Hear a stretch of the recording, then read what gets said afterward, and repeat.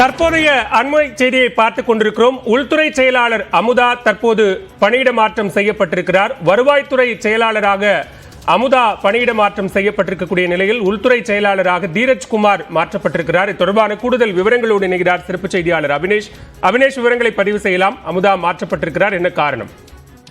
தமிழக அரசு ஒரு மிகப்பெரிய ஒரு ஐஏஎஸ் அதிகாரிகளை, மூத்த ஐஏஎஸ் அதிகாரிகளை பணியிடம் மாற்றம் செய்து உத்தரவிட்டிருக்கிறாங்க. ஒரு மேஜர் ஒரு ஐஏஎஸ் ஆபீசரோட ஷஃபிள் அப்படின்னு சொல்லலாம்.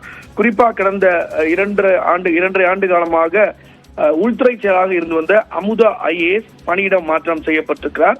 ஒரு முக்கியமான நிகழ்வா இதை பார்க்க வேண்டியதாக இருக்குது.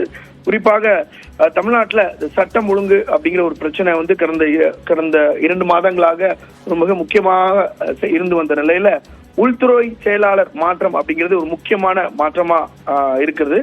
அதோடு உள்துறை செயலாளராக இருந்த அமுதா ஐஏஎஸ்க்கு பதிலாக அதோடு சேர்ந்து பல்வேறு ஐஏஎஸ் அதிகாரிகள், மூத்த ஐஏஎஸ் அதிகாரிகள் பணியிட மாற்றம் செய்திருக்கிறாங்க. மிக முக்கியமாக பார்த்தோம்னா சென்னை பெருநகர மாநகராட்சி ஆணையராக இருந்த ஜே ராதாகிருஷ்ணன் பணியிட மாற்றம் செய்யப்பட்டிருக்கிறார். அவர் தற்போது கூட்டுறவு, உணவு மற்றும் உணவு பாதுகாப்பு துறைக்கு கூடுதல் தலைமைச் செயலாளராக இருந்து வந்தார். அவர் தற்போது தகவல் தொழில்நுட்பத்துறைக்கு பணியிட மாற்றம் செய்யப்பட்டிருக்கிறார். அதே போல தீரஜ்குமார் இவர் கூடுதல் தலைமைச் செயலாளர் ரேங்க்ல இருந்த ஒரு ஆபீசர், தகவல் தொழில்நுட்பத்துறைக்கு ஐஏஎஸ் ஆக இருந்தார். இவர் தற்போது உள்துறை செயலராக நியமிக்கப்பட்டிருக்கிறார். தீரஜ்குமார் ஐஏஎஸ் தற்போது புதிய உள்துறை செயலராக அரசால் நியமிக்கப்பட்டிருக்கிறார். அதே போல முன்பு சொன்னது போல அமுதா ஐஏஎஸ் உள்துறை செயலராக இருந்து வந்தவர் தற்போது வருவாய் மற்றும் பேரிடர் மேலாண்மை துறைக்கு செயலராக பணியிட மாற்றம் செய்யப்பட்டிருக்கிறார். அதே போல ராஜாராமன் ஐஏஎஸ் அவர் வருவாய் மற்றும் பேரிடர் மேலாண்மை துறைக்கு செயலராக இருந்து வந்தார். அவர் தற்போது தமிழ் வளர்ச்சித்துறைக்கு செயலாளராக நியமிக்கப்பட்டிருக்கிறார். அதே போல சுரேஷ்குமார் ஐஏஎஸ் சிஇஓ தமிழ்நாடு காதி மற்றும் கிராம தொழில்துறைக்கு சிஇஓ இருந்தவர். அவர் தற்போது தமிழக அரசினுடைய மிக பிற்படுத்தப்பட்டோர் அதே போல சிறுபான்மை துறைக்கு செயலராக மாற்றம் செய்யப்பட்டிருக்கிறார். அதே போல சில மாவட்ட ஆட்சியர்களையும் அரசு மாற்றம் செய்து உத்தரவிட்டிருக்கிறது. குறிப்பாக ரிஹாப் ஐஏஎஸ் அவர்களை தற்போது பணியிட மாற்றம் செய்திருக்காங்க. விஷ்ணு சந்திரன் இவர் ராமநாதபுரம் மாவட்ட ஆட்சியராக இருந்து வந்தார். அவர் தற்போது தமிழக அரசுடைய பொதுத்துறைக்கு துணை செயலராக நியமிக்கப்பட்டிருக்கிறார். அதே போல ராணிப்பேட்டை மாவட்ட ஆட்சியராக இருந்த வளர்மதி அங்கிருந்து பணியிட மாற்றம் செய்யப்பட்டு அவர் சமூக நலன்துறை மற்றும் மகளிர் உரிமை துறைக்கு அவர் இணை செயலராக நியமிக்கப்பட்டிருக்கிறார். அதே போல மிக முக்கியமாக மற்ற அரியலூர் மாவட்ட ஆட்சியராக இருந்த ஆனி மேரி ஸ்வர்ணா அவரும் இணை செயலராக உள்துறைக்கு மாற்றம் செய்யப்பட்டிருக்கிறார். அதே போல ஸ்ரவன்குமார் ஜடாவத், அதாவது முன்னாள் கள்ளக்குறிச்சி மாவட்ட ஆட்சியராக இருந்தார். அவர் அண்மையில பணியிட மாற்றம் செய்யப்பட்டார். கள்ளக்குறிச்சி அந்த சம்பவத்தின் போது, அந்த கள்ளச்சாராயம் சம்பவத்தின் போது அவர் தற்போது இணை செயலராக வீட்டு வசதி துறைக்கு அவர் பணியிட மாற்றம் செய்யப்பட்டிருக்கிறார். மிக முக்கியமான ஐஏஎஸ் அதிகாரிகளை தமிழக அரசு பணியிட மாற்றம் செய்து உத்தரவிட்டிருக்கிறது.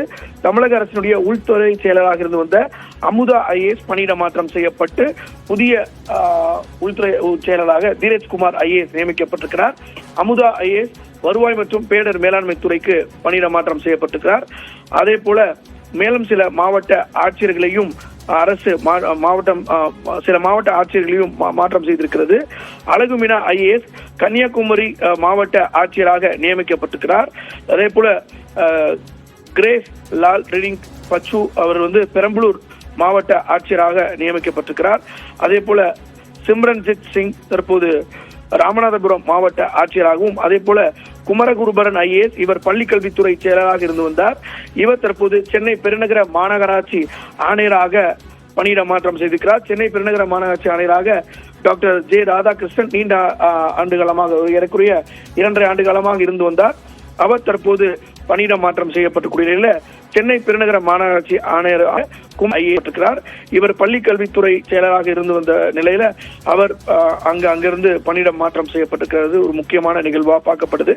அதே போல டாக்டர் விஜயராணி அவர் தற்போது பெருநகர மாநகராட்சிக்கு அங்க இருக்கக்கூடிய மேலாக இருந்த அனைத்து மூத்த IAS அதிகாரிகளும் பணியிட மாற்றம் செய்யப்பட்டிருக்கிறாங்க.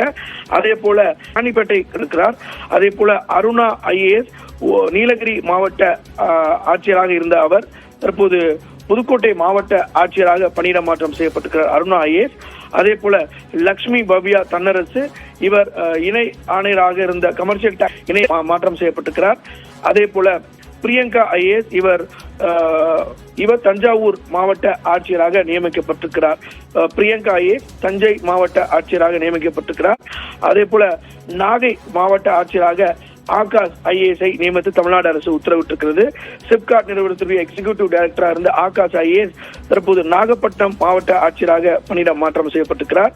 அதே போல ரத்னசாமி IAS அரியலூர் மாவட்ட ஆட்சியராக நியமிக்கப்பட்டிருக்கிறார். அதே போல கடலூர் மாவட்ட ஆட்சியராக அருண் தம்புராஜ் இருந்து வந்தார். அவர் தற்போது பணியிட மாற்றம் செய்யப்பட்டிருக்கிறார்.